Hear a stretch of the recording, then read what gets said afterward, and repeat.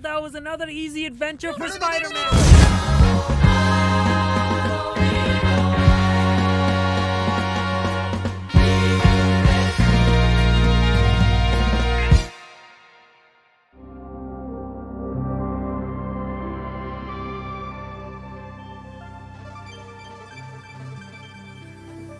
2 years ago, Spider-Man Across the Spider-Verse was released to the public.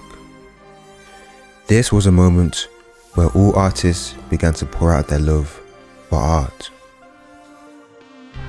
To be honest, I'm not really sure what it was.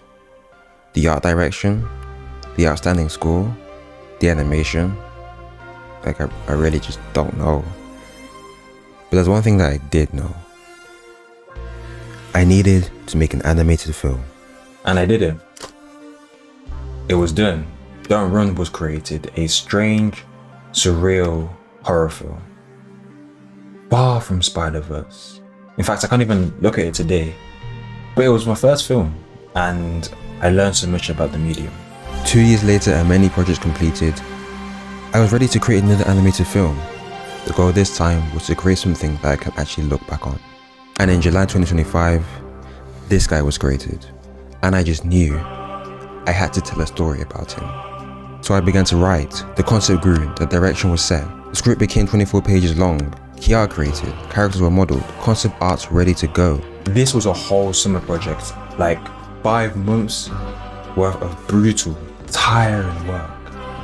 And I was excited. To begin animation. But that was until I pitched it. I pitched it to this guy. His name's Grisha. He's a pretty cool artist. Actually, pretty cool is like an understatement, but he told me the story was a mess. And it was true. No clear path or motive.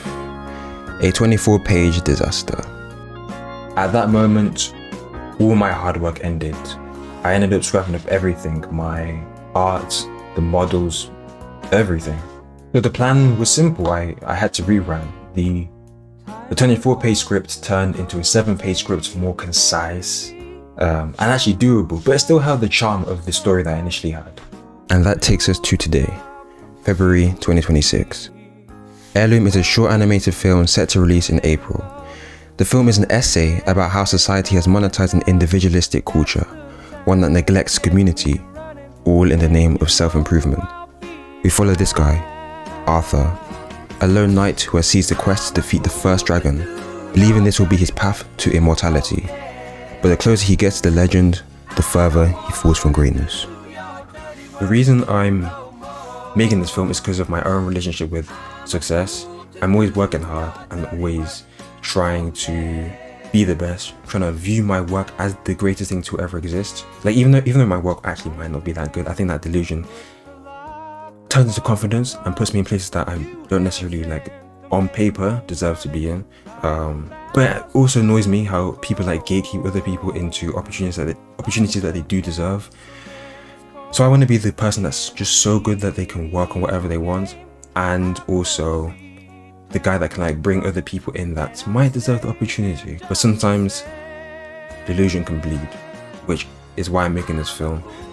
Sometimes I think my work is way better than what it is, and then just like this I go and look for feedback, and the feedback is what is this, and I end up revising. I'm I think it's good to want to be the best and to achieve more, but this film questions how important that is, and does that ever end really? Is there an ending to it? What's the meaning of it, right? But yeah, anyway, thank you for watching. I'm also working on a novel on the side. It's a little a short story, but it's part of the Heirloom ecosystem. I don't know, but see you in April, I think. I met Jay-Z my first time with Premiere. He was like, yo, this is Al. He's dope. He got beats. And what I took from that was Premiere is the utmost level of security. He's not afraid. If you gatekeeping, you must be afraid that these next guys are gonna come take your spot. Get up out of there. That's nasty. I don't approve of gatekeeping. We stand against that. You know what I mean?